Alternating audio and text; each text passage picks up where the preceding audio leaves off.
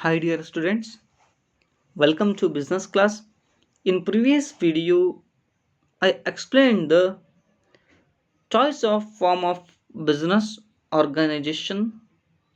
In this content, already I explained the most four points or the most four elements. Now, I want to explain remaining contents like capital consideration, degree of control, and nature of business.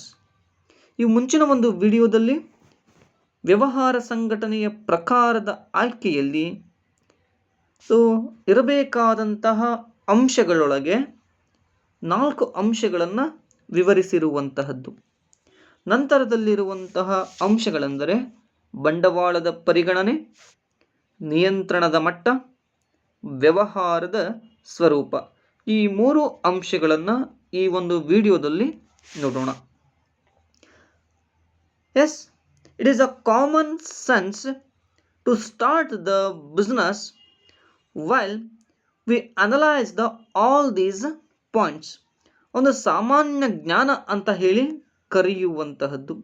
ಒಂದು ವ್ಯವಹಾರವನ್ನು ಸ್ಥಾಪನೆ ಮಾಡಬೇಕಾದ್ರೆ ಅಥವಾ ಪ್ರಾರಂಭ ಮಾಡಬೇಕಾದ್ರೆ ವೆಚ್ಚ ಅನ್ನುವಂತಹದ್ದು, ಒಂದು ಸರಳತೆ ಅನ್ನುವಂತಹದ್ದು, ಒಂದು ಹೊಣೆಗಾರಿಕೆ ಅನ್ನುವಂತಹದ್ದು, ಒಂದು ವ್ಯವಹಾರದ ನಿರಂತರತೆ ಅನ್ನುವಂತಹದ್ದು ಮತ್ತು ಒಂದು ನಿರ್ವಹಣೆ ಎನ್ನುವಂತಹದ್ದು, ಅದರ ಸಾಮರ್ಥ್ಯ, the management ability, the continuity of the business, and the liability of the persons, cost and easy of formation, capital. These contents are the most important while we start the business. So before starting the business, the person should analyze all these points and consider all these points.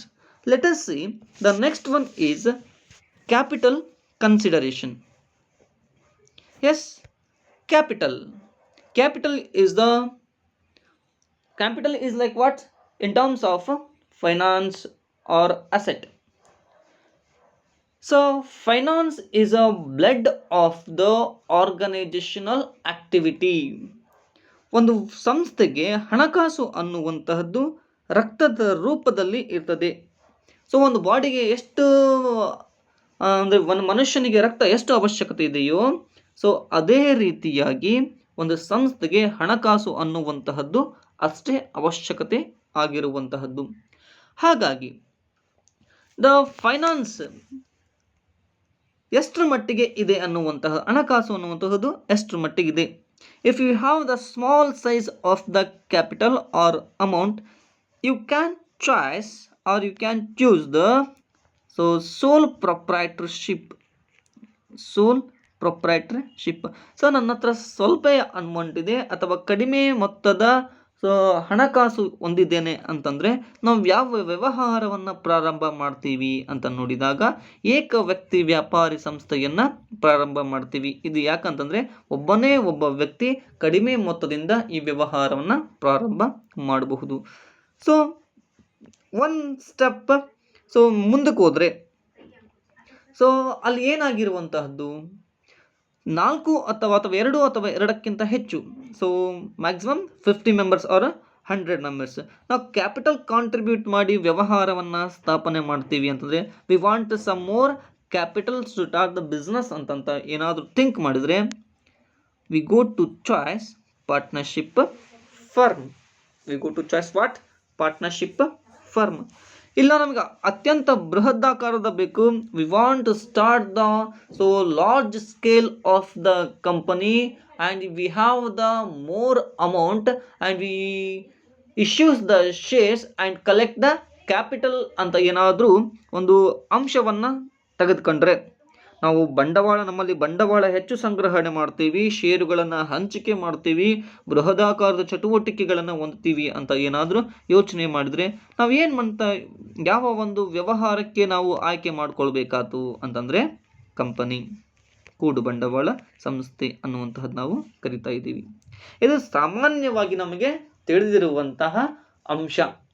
So ಮೊದಲು ಸಣ್ಣದಾದಂತಹ ಒಂದು PAN ಬಿಡಿ ಅಥವಾ PAN shop ಇದ್ದಂತಹ ಒಂದು ವ್ಯಕ್ತಿ ತನ್ನ ಚಟುವಟಿಕೆಯೊಳಗೆ ಏನು ಮಾಡ್ತಾ ಹೋಗ್ತಾನೆ ಅಂತಂದರೆ, ಸೊ ಫ್ಯೂಚರ್ ಒಳಗೆ ಗ್ರೋತ್ ಆಗಿ ಪಾರ್ಟ್ನರ್ಶಿಪ್ಪಿಗೆ ಮಾಡ್ತಾನೆ. ಪಾರ್ಟ್ನರ್ಶಿಪ್ ಆದ ನಂತರದಲ್ಲಿ ಸೊ ಅವನು ಆ್ಯಕ್ಟಿವಿಟಿ ಎಕ್ಸ್ಪ್ಯಾಂಡ್ ಮಾಡಬೇಕು, ಸೊ ದೊಡ್ಡ ಚಟುವಟಿಕೆಗಳನ್ನು ಮಾಡಬೇಕು ಅಂತ ಅನಿಸಿದರೆ that person will go to what company or choice to company. Yes, let us see what is there. Finance is the basic requirement of any business operation. Yes, I already said this point. So basic ಮೂಲತಃ ಅಂಶವಾಗಿರುವಂತಹದ್ದು. An entrepreneur must consider the total amount of capital required for the business he wants to start. ಅವನಲ್ಲಿ ಎಷ್ಟು ಅವಶ್ಯಕತೆ ಇದೆ ಅಥವಾ ಒಟ್ಟಾರೆ ಮೊತ್ತ ಎಷ್ಟು ಬೇಕಾಗಿದೆ ಅನ್ನುವಂತಹದ್ದು ಒಬ್ಬ ಉದ್ಯಮಶೀಲ ಅದನ್ನು ಮೊದಲು ತಿಳ್ಕೊಳ್ಬೇಕಾಗುತ್ತದೆ. ಯಾವಾಗ ಅಂತಂದ್ರೆ when we start the business. So if the capital needed is small and owner can manage with his own source, then sole proprietorship is appropriate. ಅಂದರೆ ಹೇಳಿದೆ, ಯಾವುದು ಒಬ್ಬ ವ್ಯಕ್ತಿ ತನ್ನದೇ ಹಣವನ್ನು ಹೊಂದಿ ಸಣ್ಣ ಪ್ರಮಾಣದ ಚಟುವಟಿಕೆ ನಡೆಸ್ತಾನೆ, ಸಣ್ಣ ಪ್ರಮಾಣದ ಬಂಡವಾಳ ಹೊಂದಿ ಸಣ್ಣ ಪ್ರಮಾಣದ ಚಟುವಟಿಕೆ ನಡೆಸ್ತಾನೆ ಅಂತಂದರೆ ಏಕ ವ್ಯಕ್ತಿ ವ್ಯಾಪಾರ ಅನ್ನುವಂಥದ್ದು ಸಾಕು. Partnership firms also have need advantage of combined source of all partners. So ಅಲ್ಲಿ ಇರುವಂತಹ ಅನೇಕ ವ್ಯಕ್ತಿಗಳಿಂದ ಅಥವಾ ಕೆಲವೇ ವ್ಯಕ್ತಿಗಳಿಂದ ಸಂಪನ್ಮೂಲವನ್ನು ಸಂಗ್ರಹಿಸಿ ಅಥವಾ ಕ್ರೋಢೀಕರಿಸಿ ವ್ಯವಹಾರವನ್ನು ಸ್ಥಾಪನೆ ಮಾಡ್ತೀವಿ ಅಂತಂದರೆ it's better to start the partnership firm. However, if large amount of capital is needed, ಒಂದು ವೇಳೆ ಬೃಹತ್ ಪ್ರಮಾಣದ ಬಂಡವಾಳದ ಅವಶ್ಯಕತೆ ಇತ್ತು ಅಥವಾ ಬೃಹತ್ ಪ್ರಮಾಣದ ಮೊತ್ತದ ಅವಶ್ಯಕತೆ ಇತ್ತು ಅಂತಂದರೆ, so then company form of is preferred. The companies are in better position to collect the large amounts of capital by issuing shares to large number of investors. Yes, it is very simple. ಒಂದು ಬೃಹತ್ ಪ್ರಮಾಣದ ಮೊತ್ತದ ಹಣಕಾಸು ಅಂತ ಅವಶ್ಯಕತೆ ಇದೆ ಅಂತಂದಾಗ ನಾವು ಯಾವ form of the organisation select ಮಾಡಬೇಕಾಗ್ತದೆ? Company. Because the feature already inside the company have the feature issuing the shares and then collect the capital. Public company ಆಗಿತ್ತಂದರೆ ಏನು ಮಾಡೋದು? ಸಾರ್ವಜನಿಕರಿಗೆ ಷೇರುಗಳನ್ನು ವಿತರಣೆ ಮಾಡಿ ನಾವೇನನ್ನು ಪಡಿಬಹುದು ಅಂತ ಬಂದಾಗ ಬಂಡವಾಳವನ್ನು ಸಂಗ್ರಹಿಸಿ ಸೊ ಹೂಡಿಕೆದಾರರ ಮೂಲಕ ಹಣಕಾಸನ್ನು ಪಡೆದು ಉತ್ತಮವಾದಂತಹ ಚಟುವಟಿಕೆಯನ್ನು ನಡೆಸಬಹುದು. ಹಾಗಾಗಿ so company is also more suitable at the time of expansion because its capability to raise more funds. Yes, because the company, if company have the more funds, yes simple, if company have the more funds or capital, it is very easy to expansion their activity in worldwide. ಒಂದು company ಅನ್ನುವಂತಹದ್ದೇನಿದೆ ತನ್ನ ಹತ್ರ ಅತಿ ಹೆಚ್ಚು ಬಂಡವಾಳವನ್ನು ಹೊಂದಿದ್ರೆ, ಅತಿ ಹೆಚ್ಚು ಹಣಕಾಸನ್ನು ಹೊಂದಿದ್ರೆ ಅದು ಏನು ಮಾಡ್ಬೋದು? ತನ್ನ ಚಟುವಟಿಕೆಯನ್ನು ಜಗತ್ತಿನಾದ್ಯಂತ ವಿಸ್ತರಿಸ್ಬೋದು ಮತ್ತು ಅದೇ ರೀತಿಯಾಗಿ ಹಣಕಾಸನ್ನು ಸಂಗ್ರಹಿಸ್ಬೋದು. So anyway, if scale of operations is large, company firm is more suitable. ನಿಮ್ಮ ಕಾರ್ಯಚಟುವಟಿಕೆಗಳು ಏನಾದರೂ ಬೃಹದಾಕಾರವಾಗಿತ್ತಂದರೆ ಕಂಪನಿ ಅನ್ನುವಂಥದ್ದು ಸೂಕ್ತ. However for medium and small size business partnership or sole proprietorship may be chosen. ನಾವು ಯಾವುದು ಸಣ್ಣದಿದೆ ಅಥವಾ ಮೀಡಿಯಮ್ ಇತ್ತು ಅಂತಂದರೆ ನಾವು ಯಾವ್ದು ಮಾಡ್ಬೋದು? ಸೊ ಏಕ ವ್ಯಕ್ತಿ ಪಾಲುದಾರಿಕಾ ಸಂಸ್ಥೆ ಮತ್ತು ಏಕ ವ್ಯಕ್ತಿಯನ್ನು ಸಹಿತವಾಗಿ ನಾವು ಆಯ್ಕೆ ಮಾಡಿಕೊಳ್ಳಬಹುದಾಗಿದೆ. Yes, it is what depend on the capital. Next point, degree of control, ನಿಯಂತ್ರಣದ ಮಟ್ಟ.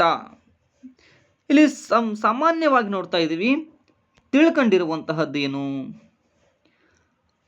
ಏಕ ವ್ಯಕ್ತಿ ವ್ಯಾಪಾರಿ ಸಂಸ್ಥೆ ಅನ್ನುವಂತಹದ್ದು ಡೈರೆಕ್ಟಾಗಿ ಯಾರ ಜೊತೆ ಕಾಂಟ್ಯಾಕ್ಟನ್ನು ಹೊಂದಿರ್ತಾನೆ ಅಂತಂದರೆ ಕಸ್ಟಮರ್ಸ್ ಜೊತೆ ಕಾಂಟ್ಯಾಕ್ಟನ್ನು ಹೊಂದಿರ್ತಾನೆ. And that person is liable for the all activities in the organisation. ಈ ವ್ಯಕ್ತಿ ತನ್ನದೇ ಆದಂತಹ ಒಂದು ಹೊಣೆಗಾರಿಕೆಯ ಮೇಲೆ ಮತ್ತು ನಿಯಂತ್ರಣದ ಮೇಲೆ ಎಲ್ಲ ಚಟುವಟಿಕೆಗಳನ್ನು ಏನು ಮಾಡ್ತಾನೆ, ನಿಯಂತ್ರಣವನ್ನು ಮಾಡ್ತಾ ಇರ್ತಾನೆ. ಯಾರು ಅಂದರೆ ಏಕ ವ್ಯಕ್ತಿ ವ್ಯಾಪಾರಿ ಮಾಲೀಕತ್ವದ ಸಂಸ್ಥೆ ಅಂತ ಹೇಳಿ ಕರಿತಾ ಇದ್ದೀವಿ. ಹಾಗಾಗಿ ಡಿಸಿಷನ್ಸನ್ನು ತೆಗೆದುಕೊಳ್ಳೋದಾದರೂ ಆಗಿರ್ಬೋದು, ಅಥವಾ ಅಲ್ಲಿ ಕ್ವಿಕ್ ಆ್ಯಕ್ಟಿವಿಟಿಗೆ ಸಂಬಂಧಪಟ್ಟಂತಾದರೂ ಆಗಿರ್ಬೋದು, ಯಾರು ಸಂಬಂಧಪಡ್ತಾರೆ ಅಂತಂದರೆ ಏಕ ವ್ಯಕ್ತಿ ವ್ಯಾಪಾರಿ ಸಂಸ್ಥೆ ಅನ್ನುವಂಥದ್ದು ಸೂಕ್ತ ಆಗುವಂತಹದ್ದು. ಏನು ಕೊಟ್ಟಿದ್ದಾರೆ ನೋಡೋಣ. The choice of form of organisation also depend on degree of control desired. If the owner wants to exercise direct personal control over the business, then sole proprietorship may be preferred. ಒಂದು ವೇಳೆ ಸಂಸ್ಥೆಯನ್ನು ಸ್ಥಾಪನೆ ಮಾಡಬೇಕಾಗಿತ್ತಂದರೆ ಆ ವ್ಯವಹಾರದ ಸಂಪೂರ್ಣವಾಗಿ ತನ್ನ ಹತೋಟಿಯಲ್ಲೇ ಇರಬೇಕು ಅಂತ ಏನಾದರೂ ಬಯಸಿದರೆ, ಯಾರು ಮಾಲೀಕ, ಅಂತಹ ಮಾಲೀಕ ಯಾವುದನ್ನು ಪ್ರಿಫರ್ ಮಾಡೋದು ಚಲೋ, ಯಾವುದನ್ನು ಆಯ್ಕೆ ಮಾಡ್ಕೊಳ್ಳೋದು ಚಲೋ ಅಂತಂದರೆ ಏಕ ವ್ಯಕ್ತಿ ವ್ಯಾಪಾರಿ ಸಂಸ್ಥೆಯನ್ನು ಆಯ್ಕೆ ಮಾಡ್ಕೊಳ್ಳೋದು ಬಹಳ ಚಲೋ ಇರ್ತದೆ. ಇಲ್ಲ ನಾವು 4-5 ಜನ ಸೇರಿ ನಾವು ಡಿಸಿಷನ್ಸನ್ನು ತಗೊಳ್ತೀವಿ, ಮೀಟಿಂಗ್ ಕಂಡಕ್ಟ್ ಮಾಡ್ತೀವಿ, ಎಲ್ಲವನ್ನೂ ಅಂತ ನೋಡಿದರೆ ಪಾರ್ಟ್ನರ್ಶಿಪ್ ಆ್ಯಂಡ್ ಕಂಪನಿ ನಾವು ಹೋಗೋದು ಚಲೋ ಅನಿಸ್ತದೆ. Yes, however if the owners are ready to share control and decision making, then partnership or company form can be adopted.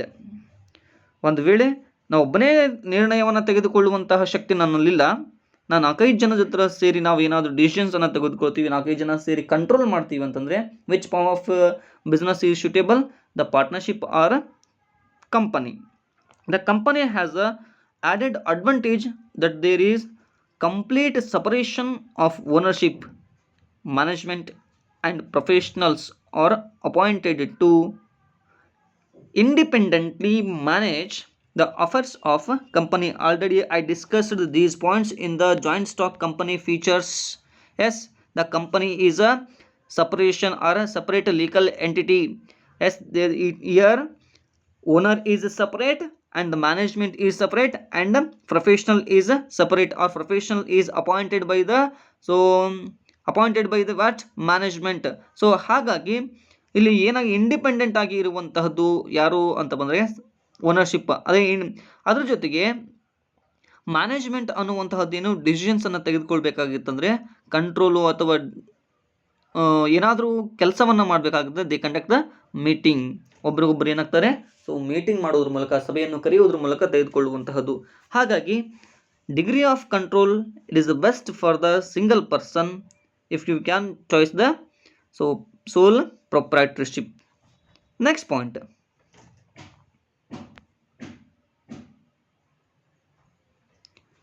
Nature of business. Nature of business is like small or medium or large. ಯಾವುದು ಸಣ್ಣ ಪ್ರಮಾಣದಲ್ಲಿರಬೇಕು ಅಥವಾ ದೊಡ್ಡ ಪ್ರಮಾಣದಲ್ಲಿರಬೇಕು ಅಥವಾ ಬೃಹತ್ ಪ್ರಮಾಣದಲ್ಲಿ ಇರಬೇಕು.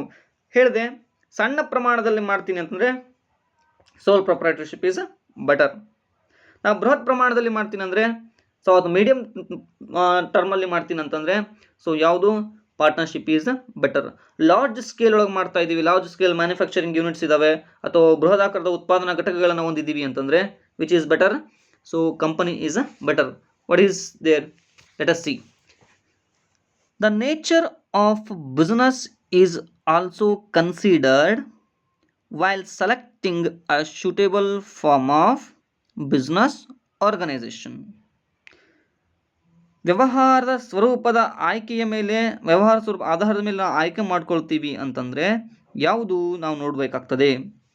ಸೋಲ್ proprietorship is preferred if direct personal contact is needed with the customers.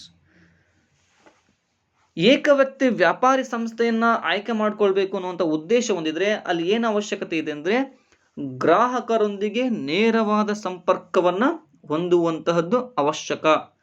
ಯಾಕಂದರೆ ಏಕ ವ್ಯಕ್ತಿ ವ್ಯಾಪಾರಿ ಸಂಸ್ಥೆ ಅನ್ನುವಂತಹದ್ರಲ್ಲಿ ಒಬ್ಬನೇ ಮಾಲೀಕ ಆ ಮಾಲೀಕ ಯಾವಾಗಲೂ ಆಕ್ಟಿವಿಟಿ ಒಳಗೆ ಏನಾಗಿರುವಂತಹದ್ದು ನೇರವಾಗಿ ಬ್ಯುಸಿ ಆಗಿರ್ತಾನೆ.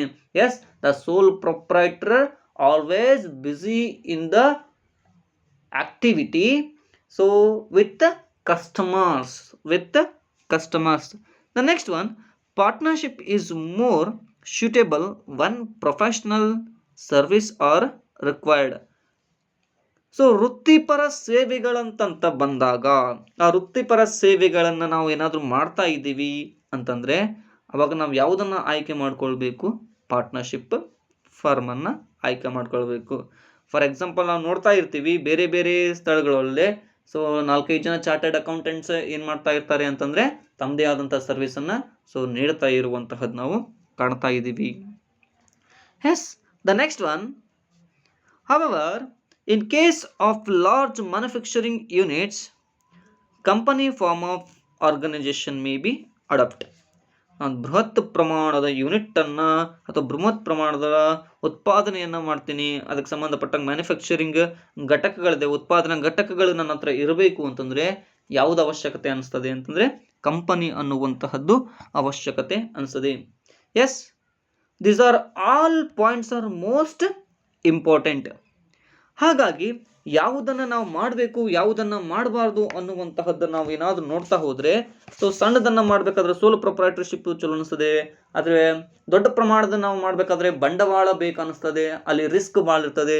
So these are all contents so very complex. But ಒಬ್ಬ ವ್ಯಕ್ತಿ ಅನ್ನುವಂತಹವನು ಏನಿರ್ತಾನೆ, so entrepreneur should analyse and consider these are all points so for the succession of their business activity and so existence in the market. So dear students, these are all points so very important. So ಹಾಗಾಗಿ ಪ್ರತಿಯೊಂದನ್ನು ಸಹಿತವಾಗಿ ಸರಿಯಾಗಿ ತಿಳ್ಕೊಳ್ಳುವಂತಹದ್ದು ಅವಶ್ಯಕತೆ ಇದೆ. Yes dear students, the second chapter is complete. The next video I will explain the next chapter. Thank you.